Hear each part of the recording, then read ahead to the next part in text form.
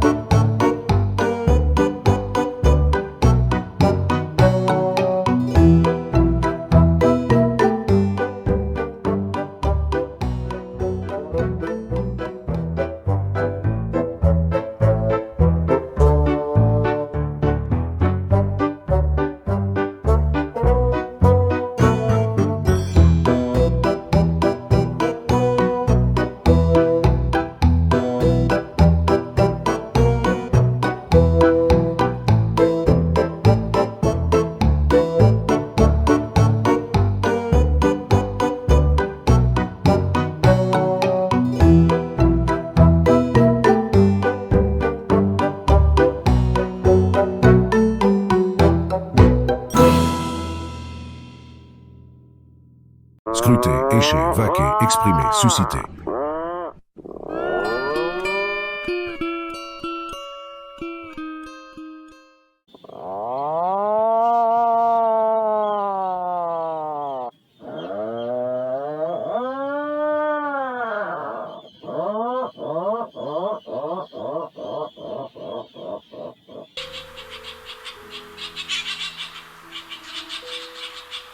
Apparence. Le mésanger, Périsaurus canadensis, est gris, diffé, avec une tête gris foncé et blanc et une queue moyenne. Mésanger du Canada, plumage gris, tête claire, silhouette ronde, queue moyenne. Habitat. Le mésanger vit dans les forêts de conifères, boréales. Comportement. Le mésanger est curieux et vole la nourriture des campeurs, oiseaux voleurs. Répartition. Le mésanger est présent partout au Québec et Canada. Le mésanger est parfois appelé jet gris ou Whisky Jack.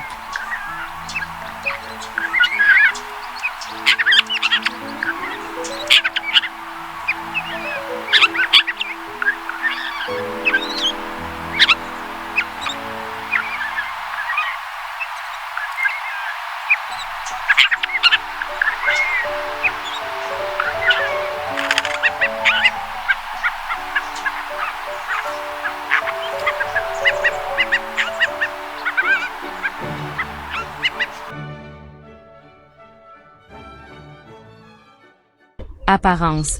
La pie bavarde, Pika Pika, est bicolore, noir et blanc, avec une très longue queue et des reflets métalliques. Habitat. La pie préfère les milieux ouverts, les terres agricoles et les zones urbaines. Comportement. La pie est très bruyante, jacasse et opportuniste. Répartition. La pie bavarde est surtout présente dans l'ouest de l'Amérique du Nord.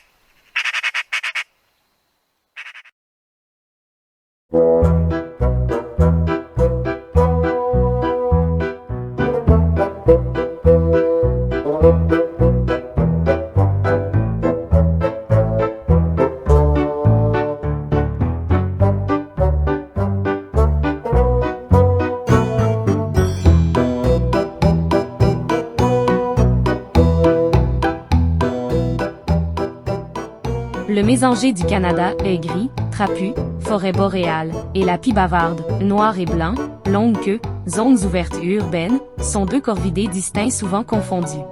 Le mésanger est surnommé à tort « pie » au Québec, mais se distingue par sa couleur grise, sa petite taille et son comportement audacieux près des campeurs. Différences clés, apparence. Le mésanger, Périsaurus canadensis, est gris, duveteux, avec une tête gris foncé et blanc et une queue moyenne. La pie bavarde, Pica pica, est bicolore, noir et blanc, avec une très longue queue et des reflets métalliques. Habitat, le mésanger vit dans les forêts de conifères, boréales. La pie préfère les milieux ouverts, les terres agricoles et les zones urbaines. Comportement, le mésanger est curieux et vole la nourriture des campeurs, oiseaux voleurs. La pie est très bruyante, jacasse et opportuniste. Répartition, le mésanger est présent partout au Québec et Canada. La pie bavarde est surtout présente dans l'ouest de l'Amérique du Nord.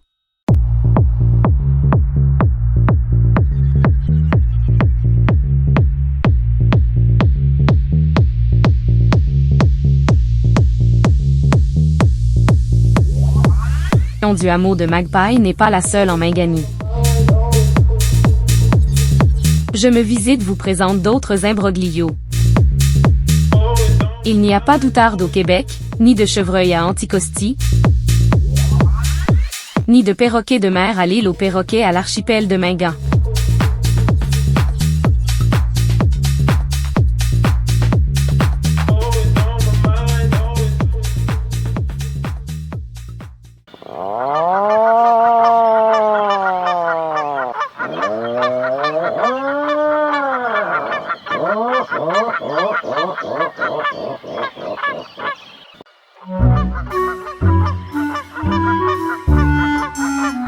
Non, on n'a pas d'outarde au Québec. Alors, c'est très simple. Vous pouvez carrément rayer ce mot de votre vocabulaire. Yeah. Il n'y a pas non plus d'outarde au Canada. Aux États-Unis et nulle part en Amérique. Mireille Poulain, go oiseau. Comme plusieurs autres espèces du Nouveau Monde, Amérique, ce nom erroné nous provient des Européens, ancien monde. En Europe, ils avaient déjà nommé leurs oiseaux lorsque les colons sont arrivés en Amérique. Les colons ont fait ce qui était le plus simple en arrivant ici, soit nommer les oiseaux qui ressemblaient aux leurs par le même nom. Par contre, les oiseaux d'Amérique, malgré leur ressemblance superficielle à ceux d'Europe, étaient des espèces d'oiseaux bien distinctes. Les noms erronés sont restés longtemps d'usage chez nous, jusqu'à ce qu'on y fasse un peu d'ordre. C'est aussi ce qui est arrivé avec les pinsons et les fauvettes, par exemple, des oiseaux que nous n'avons pas en Amérique, mais dont nous avons utilisé les noms pendant trop longtemps. Ils désignaient, en fait, ce que nous appelons maintenant les bruants et les parulines. Ce que les gens appellent normalement des outardes, ce sont les bernaches du Canada. Elles sont dans la famille des oies, comme les oies des neiges.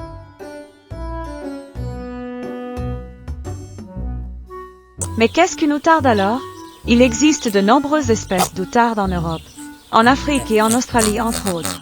Les outardes ne sont pas dans la famille des oies.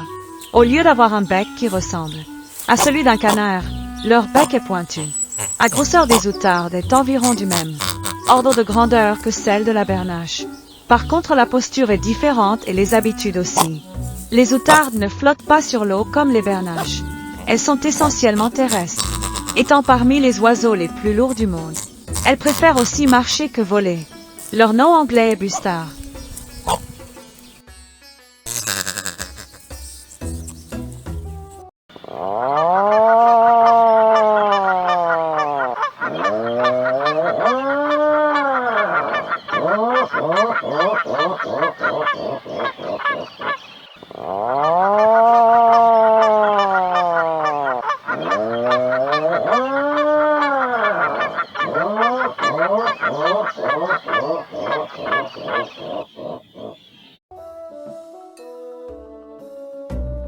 C'est une joke?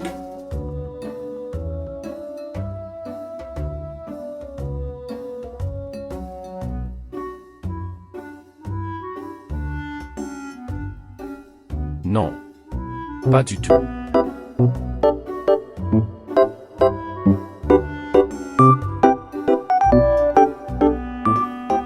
Québec, le chevreuil et le cerf de Virginie, Odoqualeux virginianus, sont le même animal.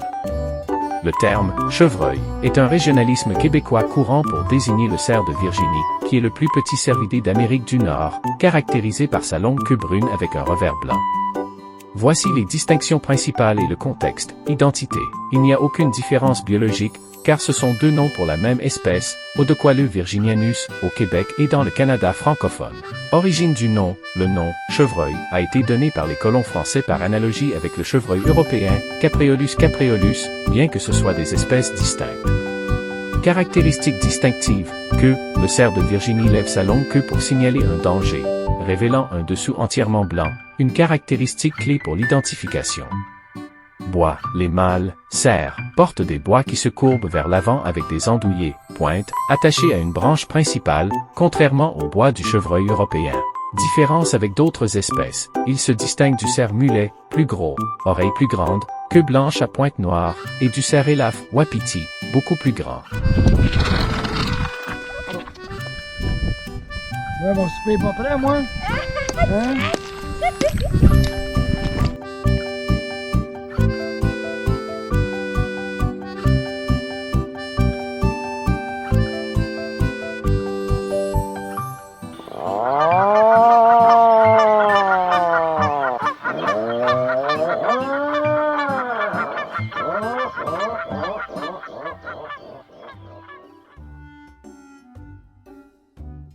Non, le macareux moine, Fratercula arctica, n'est pas un perroquet, mais un oiseau marin de la famille des alcidés, comme les petits pingouins.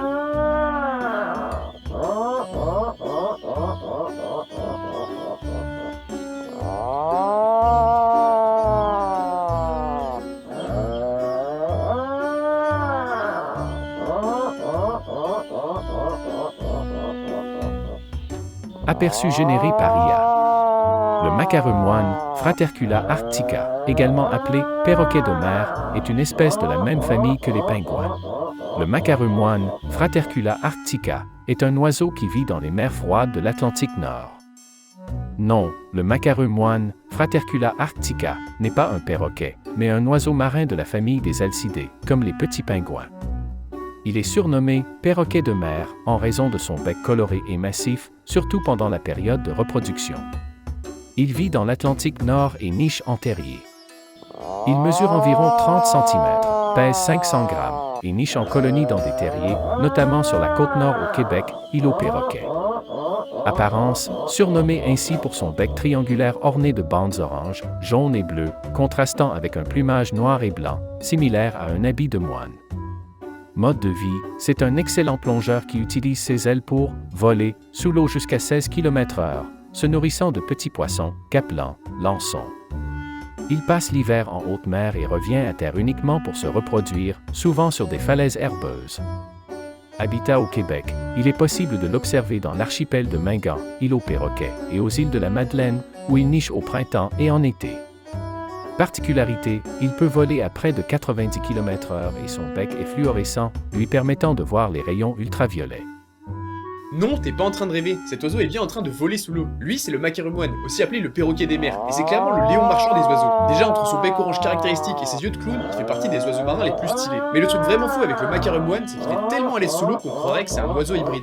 Il peut aussi bien servir de ses ailes courtes dans l'air pour voler à quasiment 90 km/h, que pour s'en servir de nageoire dans l'eau en se propulsant jusqu'à 16 km/h, soit 2 fois plus vite que notre léon national. C'est une vraie torpille, pas mal pour un piaf de 30 cm pour 500 grammes. Et c'est pas plus mal qu'il ait développé un corps adapté à la vie aquatique, puisqu'il passe plus de 8 mois par an en mer. Dites-vous que le macareux moine vit pendant des mois en flottant sur la mer sans revenir sur la terre ferme. Il se nourrit exclusivement des poissons qu'il pêche, dort sur l'eau et boit même directement de l'eau de mer grâce à des glandes spéciales qui filtrent le sel. Le seul moment où le macareux moine retourne sur la terre, c'est pour élever son petit. Les parents vont alors creuser un terrier dans une falaise et lui ramener du poisson grâce à leur langue râpeuse qui leur permet de garder plusieurs dizaines de poissons dans le bec en même temps. Ils vont alors se relayer pour aller pêcher sur des spots à parfois plus de 50 km de distance. Donc se taper un bon aller-retour de 100 km sur la journée s'il n'y a pas trop de trafic aérien. Et le pire, c'est qu'ils peuvent se faire racketter sur le chemin du retour par des pirates de l'air. En fait, leurs ailes courtes les avantages sous l'eau. Et dans les airs, certains oiseaux comme les squois ont des ailes plus longues qui les rendent plus rapides et plus habiles. Ces poissons pirates vont alors attendre le retour des parents macareux pour leur voler le poisson du bec. bec éclatant de couleurs est le macareux moine. Sous l'eau, il propulse son corps avec ses ailes comme des nageoires et peut capturer plusieurs poissons d'un seul coup. Son bec ingénieux lui permet d'en coincer plus d'une dizaine à la fois, de quoi nourrir le seul poussin qu'il élève chaque année avec son partenaire fidèle. Pendant la saison...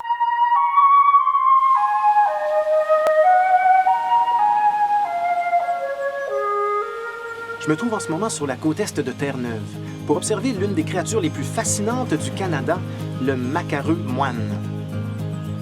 Ces oiseaux marins noirs et blancs passent de 7 à 8 mois en mer. Ils ont alors leur plumage hivernal, ce qui les rend presque méconnaissables. Au printemps, le visage des oiseaux adultes redevient coloré pour la saison des amours. Durant cette période, ils se rassemblent en d'immenses colonies, par centaines et par milliers, sur les îles et les falaises pour couver et élever leurs petits. Avec leur bec et leurs griffes pointues, ils creusent un terrier ou encore choisissent une fissure, une crevasse dans la falaise pour y installer leur nid. L'oisillon sera ainsi à l'abri des prédateurs.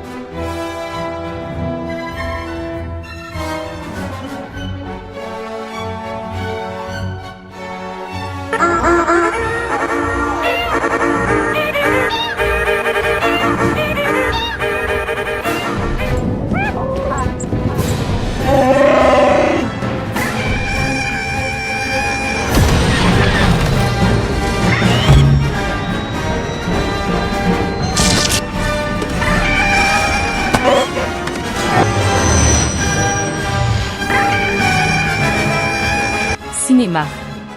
Les macareux moines ont inspiré la conception des Porgs, petits volatiles du film Star Wars, épisode 8, les derniers Jedi, ces derniers vivant également en colonie sur des crevasses rocheuses d'îles et ayant un mode de vie ainsi qu'une taille similaire à celle des macareux. En effet, des macareux étaient présents sur les lieux de tournage du film, durant les scènes représentant l'île irlandaise de Scalig Michael où Luke Skywalker vit en exil, et plutôt que de retirer via des effets spéciaux tous les macareux présents, ils ont été modifiés pour donner les Porgs,